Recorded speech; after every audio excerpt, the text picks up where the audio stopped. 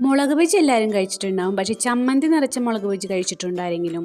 അപ്പോൾ നമ്മളുടെ ഐറ്റം ഇന്നത്തെ ഒരു വെറൈറ്റി ഐറ്റമാണ്. അപ്പോൾ അതെങ്ങനെ ഉണ്ടാക്കാൻ നോക്കാം കേട്ടോ. ഞാനിവിടെ ബജിക്ക് ആവശ്യമുള്ള മുളക് എടുത്തിട്ടുണ്ട്, അത് നെടുങ്ങനെ കീറി വെച്ചിട്ടുണ്ട്. അതിലേക്ക് ഞാൻ നമ്മുടെ ചമ്മന്തി തേച്ച് കൊടുക്കുകയാണ്. ഇത് സവോളയും വെള്ളുള്ളിയും വെച്ചിട്ട് നമ്മൾ ഉണ്ടാക്കുന്ന സാധാ ഒരു മുളക് ചമ്മന്തിയാണ് കേട്ടോ. ഇത് ഞാൻ അതിലേക്ക് പേസ്റ്റ് രൂപത്തിലാക്കിയിട്ട് നല്ലപോലെ തേച്ച് കൊടുത്തിട്ട് എല്ലാത്തിനും ഫില്ല് ചെയ്ത് വെക്കുകയാണ് കേട്ടോ.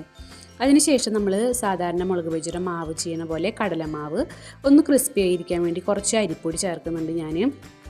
പാകത്തിന് ഉപ്പും കുറച്ച് മുളക് പൊടിയും ചേർത്ത് നല്ലവണ്ണം മിക്സ് ചെയ്തിട്ട് ബാറ്റർ തയ്യാറാക്കോട്ടോ.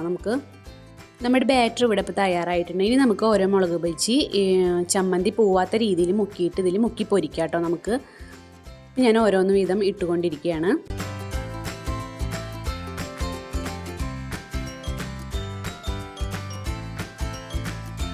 നമ്മുടെ മുളക് ബജി ആയിട്ടുണ്ട്. ഞാനിപ്പോൾ അത് വറുത്ത് കോരി.